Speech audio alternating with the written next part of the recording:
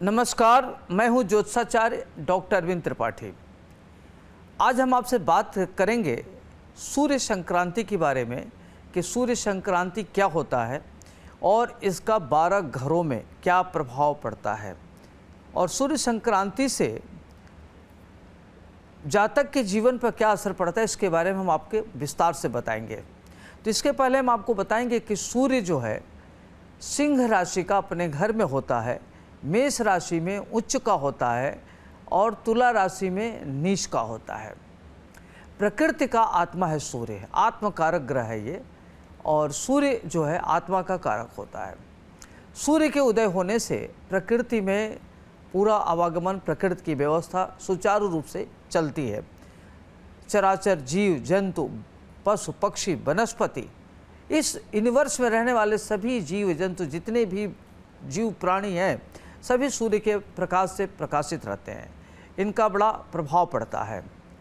सूर्य अगर कहिए तो नेतृत्व का कारक होता है, आँख का कारक होता है, प्रशासनिक क्षमता का कारक होता है।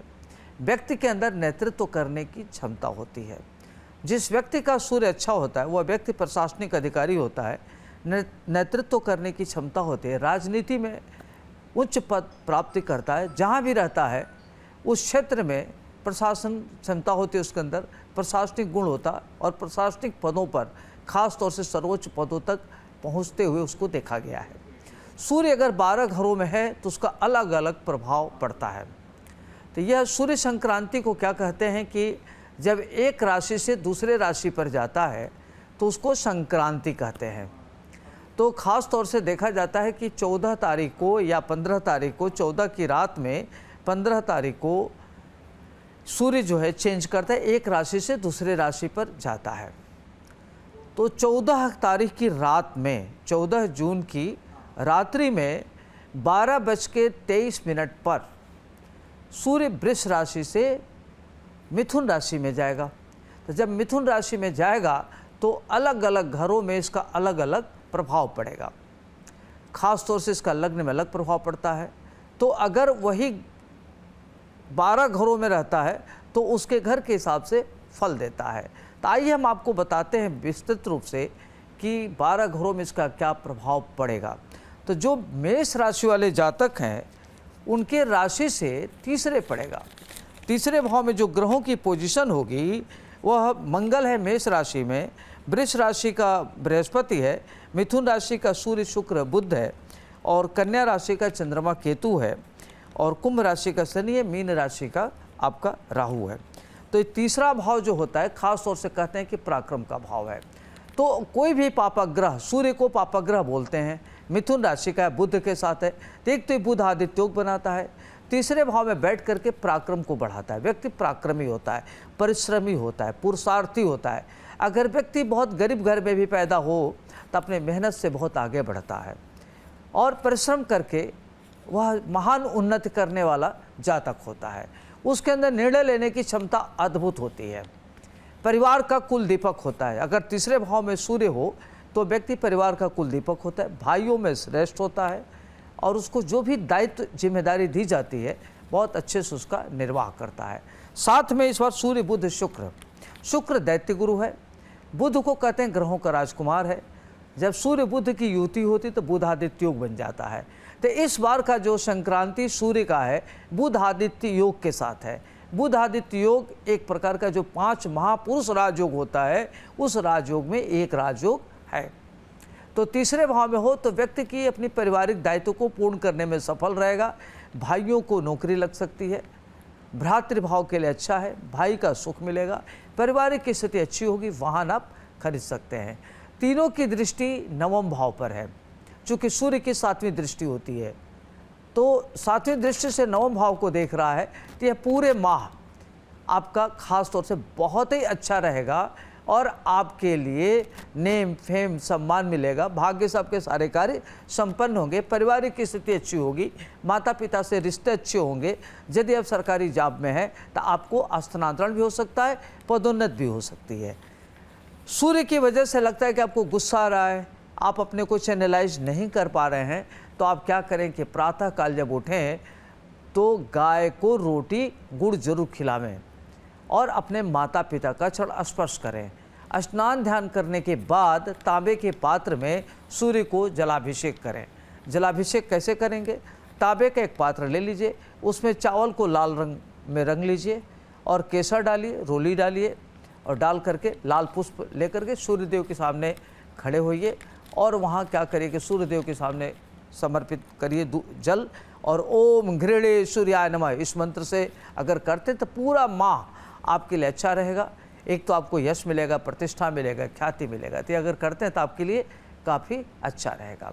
वहीं यदि आपका वृष राशि वालों का सूर्य दूसरे भाव में आ जाएगा, तो दूसरा भाव कहते हैं कि कुटुंब का भाव होता है, एक्स्ट्रा करिकुलर का भाव होता है, वाणी का भाव होता है, नेत्र का भाव होता है। तो सबसे बड़ी ज़रूरी चीज़ है कि आपको नेत्र की पीड़ा हो सकती है।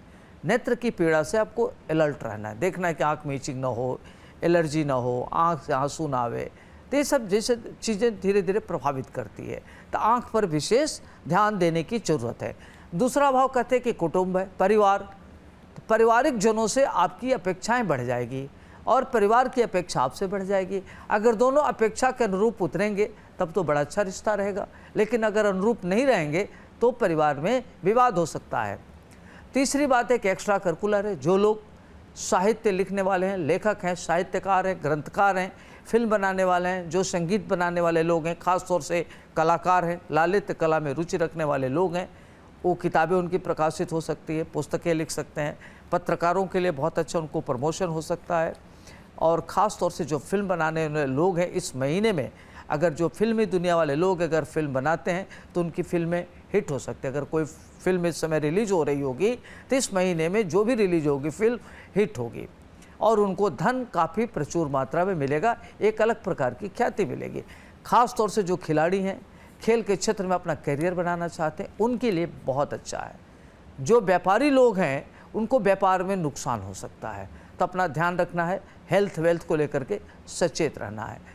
वाणी भाव भी इसको कहते हैं, तो आपको ये देखना है कि अगर आपकी वाणी से कोई आपसे प्रसन्न न हो तो दुखी न हो, संयमित भाषा का प्रयोग करें, क्योंकि वाणी से क्या होता है कि ऐसी वाणी बोलिए जो मन का आपा खोए, औरन को शीतल करे आपो शीतल होए। तो वाणी बहुत कीमती चीज़ होती है, वाणी से रिश्ते खराब भी होते हैं, वाणी से रिश्ते बनते भी हैं। तो जो बात आपको अप्रिय लगे उस तरह का व्यवहार दूसरों के साथ नहीं करना है, ये आपको ध्यान रखना है। आपको क्या करना है कि सूर्यदेव को जल चढ़ाना है और माता पिता का चरण स्पर्श करना है, आपका देखेंगे कि बहुत अच्छा रहेगा।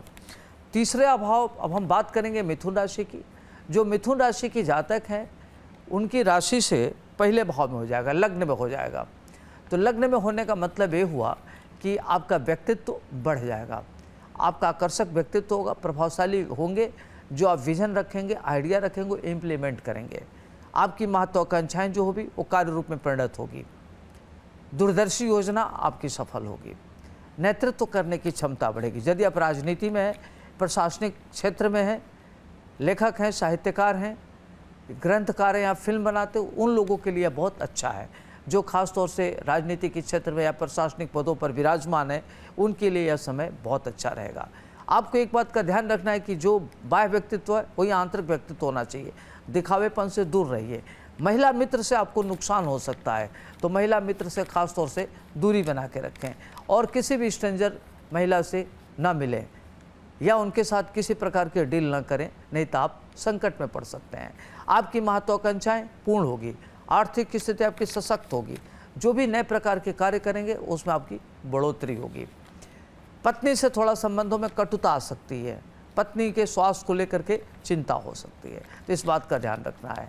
और आप पूरे महीने में क्या करें कि गेहूं दान कर सकते हैं, तांबे की बनी कोई चीज़ दान कर सकते हैं, लाल वस्तु दान कर सकते हैं और केसर का तिलक लगा करके तब कहीं जाएं, आपके लिए अच्छा रहेगा। और ओम भूर्भुवः स्वः तस्य वितुर्वरेण्यं भर्गो देवस्य धीमहि धियो यो नः प्रचोदयात्, इस मंत्र का आपको जप करना चाहिए, आपके लिए अच्छा रहेगा। वहीं जो कर्क राशि के जातक हैं उनके लिए उनके राशि से यह 12वें पड़ेगा। 12वां भाव क्या होता है कि खर्च का भाव होता है, व्यय भाव होता है। आपका जो धन आएगा कहाँ जाएगा? रचनात्मक कार्यों में धन खर्च होगा या विलासितापूर्ण चीज़ों में खर्च होगा या आप घर बनवाएंगे या गाड़ी खरीदेंगे। तो शुक्र भी चूंकि साथ में है, तो सूर्य बुध शुक्र, बुध आदित्य योग बना रहा है, तो आपके खर्चे बढ़ जाएंगे। घर में शुभ और मांगलिक कार्य में धन खर्च होगा। यदि आपने घर लेने की प्लान की है तो आप घर खरीद सकते हो, उसमें आपके बजट घर में लेने में बनाने में खर्च होगा। शुभ और मांगलिक कार्य में खर्च होगा। देश विदेश की यात्रा हो सकती है। किसी महत्वपूर्ण कार्य में आपका धन खर्च होगा। आपको यश मिलेगा, ख्याति मिलेगा, अक्षुण कीर्ति मिलेगा। अगर आपने कोई बहुत बड़ी योजना बना रखी है तो योजना आपकी सफल होगी। आयात निर्यात सबको धन मिलेगा। ये ध्यान रखना है कि आप पर किसी प्रकार का बेवजह अपयश न लगे, इस बात का ध्यान रखना है। अपयश न लगे उसके लिए सूर्य की आराधना करिए और गाय को रोटी गुड़ जरूर खिलाइए। माता और पिता का चरण स्पर्श प्रतिदिन करें, उनके आशीर्वाद से आपकी सारी परेशानियां दूर होंगी। अब आइए हम बात करते हैं सिंह राशि की। तो जो सिंह राशि के जातक है उनके राशि से 11वें पड़ेगा। 11वां भाव को कहते हैं आय भाव, इनकम का भाव। तो कहते हैं कि अगर 11वें भाव में कोई भी पापग्रह होता है तो सूर्य चूंकि पापग्रह होता है, तो एक तो आपको शत्रुहंता योग बनेगा, आप अजात शत्रु होंगे, आपका कोई शत्रु कुछ बिगाड़ नहीं पाएगा। और सीधे ये देखेगा पंचम भाव को, तो संतान से थोड़ी वैचारिक मतभेद हो सकता है, संतान से मन में असंतुष्टता का भाव रहेगा, विवाद भी हो सकता है। इनकम का जरिया बढ़ेगा, आय के स्रोत बढ़ेंगे। अगर आपने कोई पुस्तक लिखा है तो आपको उसकी रॉयल्टी बढ़ सकती है, ग्रंथकार हो सकते हैं। फिल्म अगर आपकी आने वाली है तो फिल्म आपकी हिट हो जाएगी, उससे पैसा खूब मिलेगा। प्रॉपर्टी से धन मिलेगा। और कॉस्मेटिक चीज़ों से जैसे चांदी है, सोना है और फैब्रिक टाइप के जो गहने हैं उससे आपको पैसे मिल सकते हैं। आयात निर्यात से धन मिलेगा। महिला मित्र का सहयोग मिलेगा और आपके इर्द गिर्द काफ़ी लोग आपसे जुड़ेंगे। जितने आपके विरोधी हैं सब आपके साथ जुड़ने की कोशिश करेंगे और शत्रुओं की संख्या में न्यूनता आएगी। तो देखा जाए तो यह पूरा माह आपके लिए अच्छा है। इसके लिए आपको और अच्छा हो उसके लिए क्या करना है कि आप किसी महिला को क्या करें कि केसर में दूध युक्त करके उसको दान कर दें या मंदिर में दान कर दें, दूध में केसर मिला करके, आपके लिए बहुत अच्छा रहेगा। यहीं अब हम आइए बात करते हैं तो कन्या राशि की। कन्या राशि की जो जातक हैं उनकी ये पड़ेगा 10वें कर्म भाव में। तो जो कर्म भाव होता है पिता का भाव होता है, तो पिता भाव में अगर कोई ग्रह बैठे तो 10वां भाव सूर्य कारक होता है। इस मध्य अगर किसी की प्रशासनिक अधिकारी का अगर एग्ज़ाम दे रहा हो या कोई प्रतियोगी परीक्षा का एग्ज़ाम दे रहा हो तो उसमें उसको सफलता मिलेगी, नौकरी में सफलता मिलेगी, पिता से रिश्ते मधुर होंगे, माता से रिश्ते मधुर होंगे, देश विदेश की यात्रा हो सकती है। अगर आप प्रशासनिक अधिकारी हैं तो आपके कार्य क्षेत्र में परिवर्तन हो सकता है, आपके कार्य क्षेत्र में बदलाव, महत्वपूर्ण बदलाव हो सकता है, आपको कोई महत्वपूर्ण जिम्मेदारी मिल सकती है। तो देखा जाए तो यह पूरा महीना आपके लिए धन के लिए अच्छा है, यश के लिए ठीक है, प्रतिष्ठा के लिए ठीक है, पिता के स्वास्थ्य के लिए बहुत अच्छा। अगर बहुत दिनों से पिता के स्वास्थ्य को लेकर के आपको चिंता हो रही होगी तो चिंता समाप्त होगी। आपको क्या करना है, पूरे माह लाल वस्तु का दान करिए और लाल पुष्प भगवान सूर्य देव को अर्पित करिए। ओम घृणी सूर्यान्वेष मंत्र का जप करिए। अब हम आइए बात करते हैं तुला राशि की। तो जो तुला राशि वाले जातक होंगे उनके ये पड़ेगा भाग्य स्थान में। तो जो भाग्य स्थान में व्यक्ति भाग्यशाली होगा, भाग्य से उसके सारे कार्य संपन्न होंगे और उसकी दृष्टि तीसरे भाव पर पड़ेगी। तो क्या होगा कि उसका नेम फेम यश मिलेगा, पारिवारिक की स्थिति अच्छी होगी, धन धान की स्थिति अच्छी होगी और व्यक्ति को काफ़ी मान सम्मान मिलेगा, पद प्रतिष्ठा मिलेगा। ऐसे लोग काफ़ी आगे बढ़ जाते हैं। तो यह पूरा महीना आपके लिए काफ़ी अच्छा रहेगा। वहीं जो वृश्चिक राशि वाले लोग हैं उनके लिए यह बहुत शानदार जाएगा। माता पिता का सुख मिलेगा, पारिवारिक की स्थिति अच्छी होगी, देश विदेश की यात्रा होगी, सरकारी नौकरी उच्च पद प्राप्ति का योग बन रहा है। आप अगर किसी जॉब में हैं तो आपके जॉब में परिवर्तन हो सकता है पदोन्नत के साथ साथ। संतान की प्रगति से मन प्रसन्न रहेगा। पत्नी के स्वास्थ्य को लेकर के थोड़ा चिंता हो सकती है और कई महत्वपूर्ण कार्य जो रुके हुए हैं, जो कार्य पाइपलाइन में, वो सारे कार्य आपके संपन्न होंगे। हेल्थ वेल्थ को लेकर के थोड़ी आपको चिंता हो सकती है और कई महत्वपूर्ण कार्य जो रुका हुआ है वो सारे कार्य आपके संपन्न होंगे। आपको क्या करना है कि ओम भूर भुवा स्वः तस्य वितुर्वरेण्यम भर्गो देवस्य धीमहि धियो यो न प्रचोदयात्, इस मंत्र का आपको जप करना है। अब आइए हम बात करते हैं वृश्चिक राशि की। जो वृश्चिक राशि वाले जातक हैं उनको ध्यान रखना है कि आपको गुस्सा ना आवे, एग्रेशन में रहते हैं। कोई भी बात होती है तो आप तुरंत एग्रेसिव हो जाते हैं, तो आपको पूरे महीने ध्यान रखना है कि एग्रेशन में नहीं रहना है, टास्क टारगेट ओरिएंटेड होकर कार्य करना है। जो आपकी विजन है, आइडिया है, उसको इम्प्लीमेंट करिए और सिंसियरली लग करके अपने कार्य को करें। जितना बड़ा टारगेट रखेंगे उतनी बड़ी सफलता मिलेगी। अपने अतीन्द्रिय ज्ञान की बात सुने, आपको पूर्वाभास होगा। तेज गति की गाड़ी न चलावें। हेल्थ पर विशेष ध्यान रखें। अगर इचिंग होती है, किसी प्रकार की प्रॉब्लम होती है तो तुरंत मेडिकल चेकअप जरूर करावें। अपने बीपी का भी ध्यान रखें।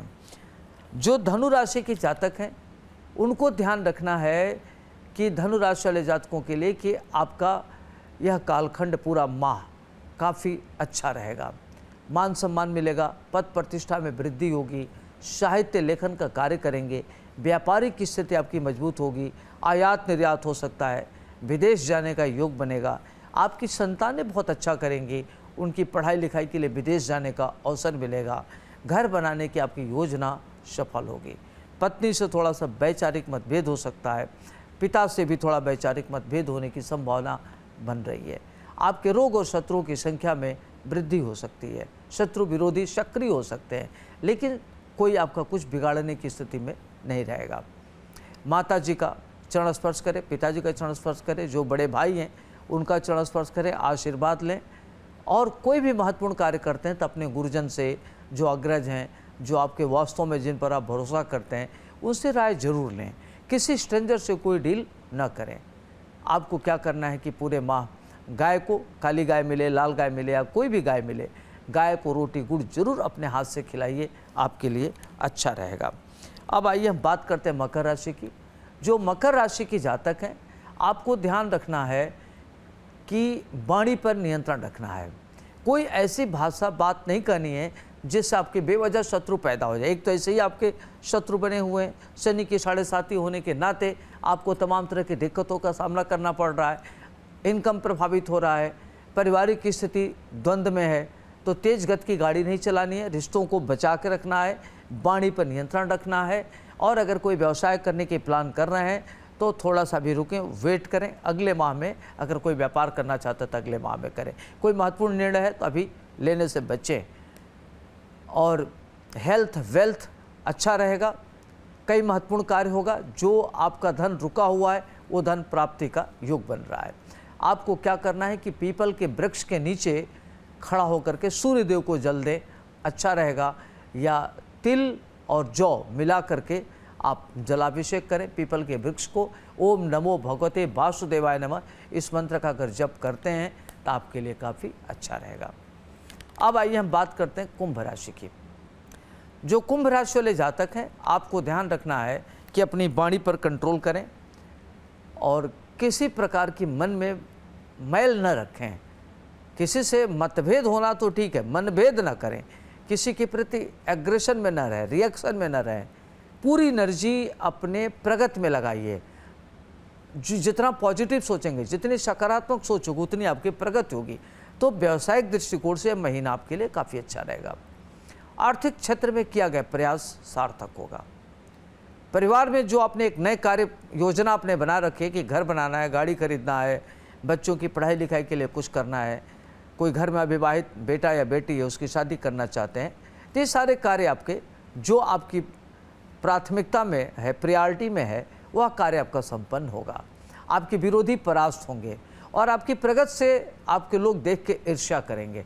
अपने लक्ष्य पर लगे रहिए, अपना कार्य करिए और मस्त रहिए। खूब यश पद प्रतिष्ठा मिलेगा और आपके लिए अच्छा रहेगा। आप क्या करें कि गाय को अपने हाथ से रोटी गुड़ खिलाइए और किसी सुहागन महिला को लाल वस्तु, जैसे चुंदरी वाली साड़ी होती है वो दे दे, और सुहाग की वस्तु किसी सुहागन महिला को दे दे। ओम घृणी सूर्याय नमः इस मंत्र का जप करें, या ओम नमो भगवते वासुदेवाय नमः इस मंत्र का जप करते हैं तो आपके लिए बहुत अच्छा रहेगा। अब आइए हम बात करते हैं अंतिम राशि मीन की। तो जो मीन राशि के जातक हैं, आपका कद बढ़ेगा, पद बढ़ेगा, प्रतिष्ठा बढ़ेगा, आपका मान सम्मान बढ़ेगा, आपके रोग और शत्रु परास्त होंगे। विरोधी देखते दंग रहेंगे कि आपकी इतनी प्रगति कैसे हो रही है। घर बनाने का अवसर मिलेगा, भूमि भवन खरीदने का अवसर मिलेगा, संबंधों में सुधार होगा, रुका हुआ धन मिलेगा, जो कार्य पाइपलाइन में है वो संपन्न होगा। यह पूरा माह आपके लिए ज़बरदस्त है, एक्स्ट्राऑर्डिनरी है। इसमें घर बनवा लेंगे, गाड़ी खरीद लेंगे, और भी जो आपकी ड्रीम प्रोजेक्ट है वो इसमें संपन्न होगा। जो कार्य पाइपलाइन में वो संपन्न होगा। आपकी महिला मित्र से सहयोग मिलेगा। ध्यान रखना है कि किसी अज्ञात व्यक्ति से कोई भी लेन देन नहीं करना है, स्ट्रेंजर से लेन देन नहीं करना है। साझेदारी में इस महीने किसी नए व्यापार की शुरुआत नहीं करनी है। राजनीतिक महत्वाकांक्षा पूरी होगी।